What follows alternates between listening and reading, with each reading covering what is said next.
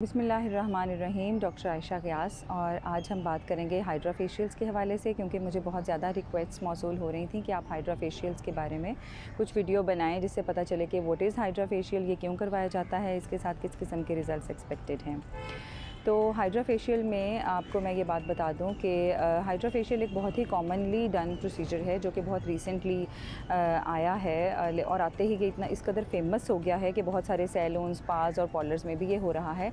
लेकिन आपको ये जानना बहुत ज़रूरी है कि हाइड्रा फेशियल में बहुत टेक्निकल किस्म की चीज़ें इस्तेमाल होती हैं, मशीनरी इन्वॉल्व है, कुछ एसिड्स इन्वॉल्व हैं। तो ये एक टेक्निकल या एक्सपर्ट डर्मेटोलॉजिस्ट ही आपको एडवाइस कर सकता है कि हाइड्रा फेशियल आपकी स्किन के लिए ज़रूरी है या नहीं, और अगर ज़रूरी है तो आपको किस किस्म का हाइड्रा फेशियल लेना होगा, उसके बाद प्रिकॉशंस क्या करनी होगी और उसमें किस किस्म के एसिड्स एंड पीलिंग एजेंट्स और हाइड्रेटिंग एजेंट्स या सीरम्स यूज़ करने होंगे। तो सबसे पहले मैं आपको बता दूं कि हाइड्रा फेशियल एक मशीन के ज़रिए होता है जो कि सक्शन वैक्यूम के ज़रिए मुख्तलिफ़ किस्म के एसिड्स और सीरम्स यूज़ करके आपकी स्किन को क्लींस करती है, एक्सफोलिएट करती है, उसको हाइड्रेट करती है। तो अगर ओवरऑल देखा जाए तो हाइड्रा फेशियल के बेसिक 6 स्टेप्स होते हैं, जिसमें से स्टेप नंबर 1 में आपकी स्किन की क्लिनजिंग की जाती है, जिसमें कोई भी हम क्लिनिकल में सोल्यूशन यूज़ कर सकते हैं क्लिनजिंग एजेंट के तौर पे। For example I preferably use acetone. उससे हम डीग्रीजिंग एंड क्लिनजिंग करने के बाद सेकेंड स्टेप पे मूव करते हैं, which is about the exfoliation.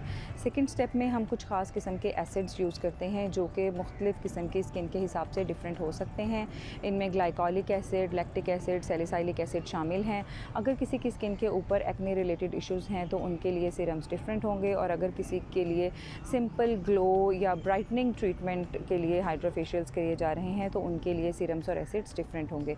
So according to the patient's expectation, demand and the goal of the procedure, we tend to change the serums and the solutions.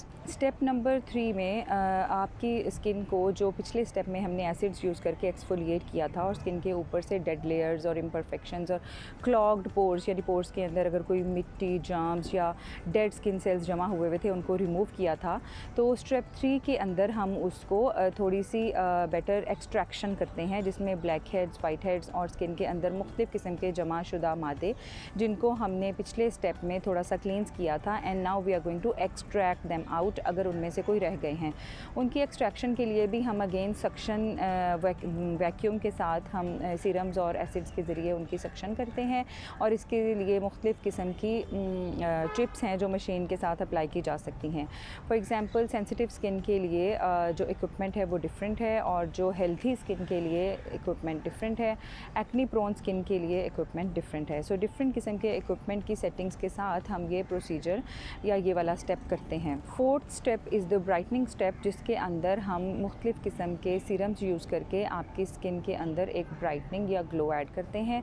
उसमें भी brightening या glow कोई artificial तरीके से नहीं achieve की जाती, बल्कि आपकी स्किन के पोर्स की नीटनेस के ज़रिए ही हासिल की जाती है, और उसमें हम मुख्तलिफ़ किस्म के प्रोसीजर्स ऐड कर सकते हैं जिससे आपकी स्किन को एक ग्लोइंग या ब्राइटनिंग इफ़ेक्ट अचीव होता है। और इस किस्म के सीरम्स बहुत सारे मार्केट में अवेलेबल हैं। It is again after the doctor's preference and choice कि वो किस किस्म के सीरम्स यूज़ करें। Then come to the fifth step of the hydra facial, which is the hydration step.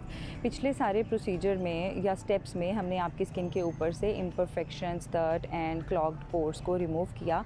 उनके रिमूव करने के बाद ऑब्वियसली स्किन आपकी बहुत ज़्यादा डिग्रीज हो चुकी है, ऊपर से एक layer approximately very fine layer उसकी रिमूव हो चुकी है, and now your skin is more tender. तो उसके लिए हमें आपकी स्किन को ड्राई आउट होने से, चैपिंग से बचाने के लिए कुछ हाइड्रेटिंग सॉल्यूशंस आपकी स्किन के अंदर लेकर जाने हैं। एंड इस स्टेज के ऊपर स्किन के पोर्स काफ़ी हद तक खुले होते हैं, and they allow the hydrating serums to get in. बहुत किस्म के हाइड्रेटिंग सीरम्स भी अवेलेबल हैं, लेकिन I preferably use hyaluronic acid in a formulation which is very good for all skin types, तो उसके साथ कोई प्रॉब्लम्स नहीं होते हैं। हाइड्रेशन स्टेप में हम हाइलोरॉनिक एसिड को इसी मशीन के ज़रिए आपकी स्किन के अंदर ले जाने की कोशिश करते हैं ताकि आपकी स्किन को हाइड्रेशन मिल सके, वो सपल हो सके और वो स्ट्रेच्ड नज़र नज़र आए और इसमें फ़ाइन लाइंस और रिंकल्स से उसको बचाया जा सके।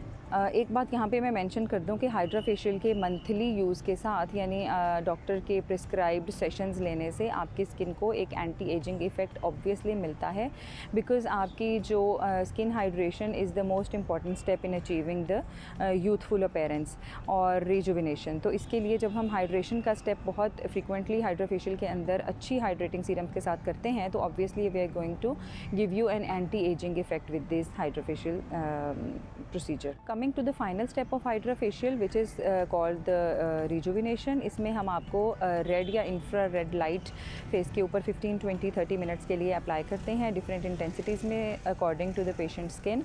और इस स्टेप का मकसद भी आपकी स्किन को हाइड्रेटेड रखना है और जो भी प्रोसीजर हमने आपकी स्किन के ऊपर किया उसको लॉन्ग लास्टिंग बनाना है। It is a very good light therapy और ये जो फाइनल स्टेप है इसके बाद आपकी स्किन बहुत हद तक ग्लो करने लग जाती है। With a single hydra facial treatment expectations are of the instant glow and a little shine, लेकिन with the gradual and the constant use of hydra facials may be on monthly basis you can expect an anti ageing effect as well.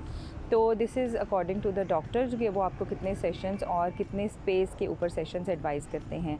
Overall जिन लोगों को acne है और बहुत inflammatory acne है यानी उनके बहुत मोटे मोटे पीप वाले दाने या गिल्टियों की शक्ल में एक्नी है, आई वुड सजेस्ट कि वो हाइड्रा फेशियल्स की तरफ मत आएँ।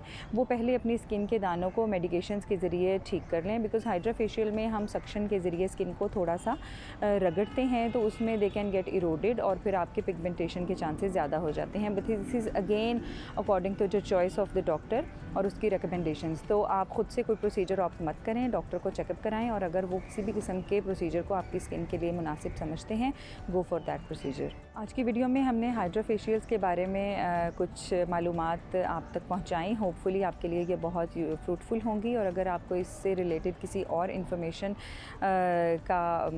कोई और इन्फॉर्मेशन चाहिए हो या कोई आपके जहन में क्वेश्चंस हों, क्वेरीज़ हों तो आप मुझसे पूछ सकते हैं and I will be happy to answer them.